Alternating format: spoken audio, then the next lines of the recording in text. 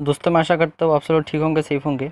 दोस्तों आज हम इस वीडियो में ई.एम. फोस्टर्स की एक बहुत ही important writing aspects of the novel के ऊपर बात करेंगे।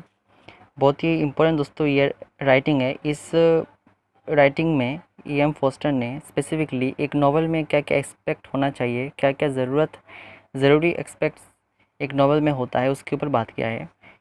इस वर्क में दोस्तों उन्होंने कुल 7 एस्पेक्ट के ऊपर बात किया है, तो हम बहुत ही अच्छे से सभी को देखेंगे इस वीडियो में। तो चलिए दोस्तों वीडियो को स्टार्ट करते हैं। वीडियो को स्टार्ट करने से पहले प्लीज़ सब्सक्राइब कीजिए, उसको बेल आइकन को प्रेस करके और क्वेश्चन क्लिक कीजिए। थैंक यू सो मच दोस्तों। वीडियो को स्टार्ट करते हैं, लेट्स बिगिन।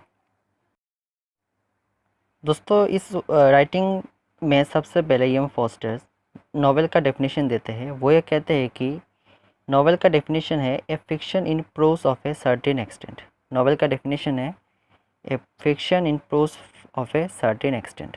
ये दोस्तों उन्होंने नॉवेल का डेफिनेशन दिया था। दोस्तों ये फॉस्टर्स ने इंग्लिश लिटरेचर में जितने भी राइटिंग लिखा गया है उन सभी को उन्होंने इंग्लिश लिटरेचर कहा है। इस वर्क में दोस्तों उन्होंने 7 जो एक्सपेक्ट्स है नॉवेल का उसको उन्होंने इलेबोरेट किया है।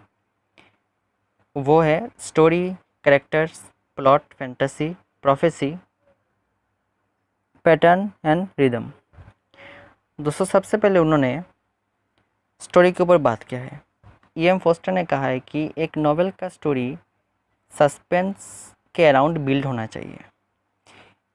हर नॉवेल की स्टोरी में एक वैल्यू प्रोड्यूस होना चाहिए। अगर हम नॉवेल को पढ़ते हैं तो उसमें एक सस्पेंस क्रिएट होना चाहिए, और हर नॉवेल का जो स्टोरी है वो वैल्यू प्रोड्यूस करना चाहिए। अगर एक नॉवेल की स्टोरी में वैल्यू ना हो, सस्पेंस ना हो, तो उस जो नॉवेल है उसमें उसका जो स्टोरी है वो डेवलप नहीं होता।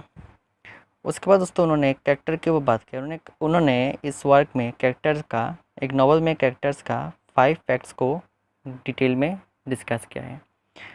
उन्होंने फ्लैट और राउंड कैरेक्टर के बीच में डिफरेंस को भी इस वर्क में इलेबोरेट किया है। और ई.एम. फोस्टर तो ये बोलते हैं कि जितने भी कैरेक्टर्स हैं एक नॉवल में वो ऐसा लगना चाहिए कि वो रियल है।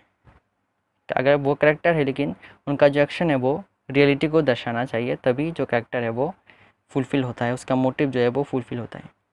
उसके बाद तो वो प्लॉट के बारे में बात करते हैं। वो बोलते हैं कि जो प्लॉट है वो plot is narrative of events. Plot जो है वो इवेंट्स का नैरेटिव होता है।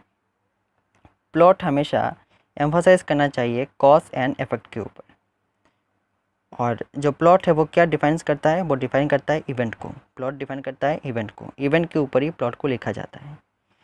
दोस्तों वो ये भी बोलते हैं कि एक नॉवेल का प्लॉट को पढ़ने से पहले हर किसी रीडर के पास इंटेलिजेंस होना चाहिए। अगर उसके पास इंटेलिजेंस ना हो तो वो एक नॉवेल का जो प्लॉट को नहीं समझ पाएगा, और उस प्लॉट का जो मेन मोटिव है उसको जान नहीं पाएगा। तो हर किसी रीडर के पास इंटेलिजेंस होना चाहिए प्लॉट के बारे में।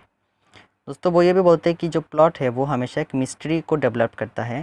प्लॉट अगर हम पढ़ेंगे तो जो एक्चुअल प्लॉट है वो हमेशा एक मिस्ट्री को डेवलप करता है, शो करता है। उसके बाद तो वो फैंटेसी के बारे में बात करते हैं कि फैंटेसी एक बहुत ही इंपॉर्टेंट एलिमेंट है और ये एक माइथोलॉजिकल एलिमेंट है। फैंटेसी जो है माइथोलॉजिकल एलिमेंट है। उन्होंने दोस्तों कुछ इंपॉर्टेंट कॉमन डिवाइसेस, फैंटेसी का कुछ इंपॉर्टेंट कॉमन डिवाइसेस के ऊपर बात किया है, जैसे कि गॉड, मॉन्स्टर, एंजल। जो राइटर है वो फैंटेसी से कुछ इम्पोर्टेंट जो डिवाइस का शो करता है, लिखता है, जैसे कि गॉड, मॉन्स्टर, एंजल, ये सब फैंटेसी होते हैं जो राइटर अपने सोच से एक कैरेक्टर को प्रेजेंट करता है। उसके बाद तो वो प्रोफेसी के बारे में बोलते हैं कि जो प्रोफेसी है वो ए टोन ऑफ वॉइस, वॉइस का एक टोन है, और प्रोफेसी का जो थीम है वो हमेशा यूनिवर्सल रहता है। उसके बाद तो वो पैटर्न और रिदम के बारे में बात करते हैं। वो ये बोलते हैं कि पैटर्न जो है वो हमेशा नेचुरली डेवलप होना चाहिए, उसका जो डेवलपमेंट है वो नेचुरली होना चाहिए, क्योंकि पैटर्न जो है वो शेप है, स्कोप है ये एक नॉवेल का। और उसके बाद वो बोलते हैं जो रिदम है वो भी एक इम्पॉर्टेंट पार्ट है एक नॉवेल का। अगर रिदम अच्छे से ना शो किया जाए तो वो उस नॉवेल का जो क्लैरिटी है वो नहीं आएगा। तो इसी तरह दोस्तों उन्होंने इस राइटिंग में 7 एस्पेक्ट्स ऑफ नॉवेल के ऊपर बात किया है, बहुत ही अच्छे से उन्होंने डिस्क्राइब किया है। तो थैंक यू सो मच दोस्तों, आज के लिए इतना ही। मैं आशा करता हूँ इस राइटिंग की डिस्कशन आपको क्लियरली समझ में आ गया होगा। लेकिन फीडबैक अगर आपको डाउट है आप मुझे कमेंट सेक्शन में बोल सकते हैं। तो आज के लिए इतना ही दोस्तों, गुड बाय, चलिए स्वस्थ रहिए।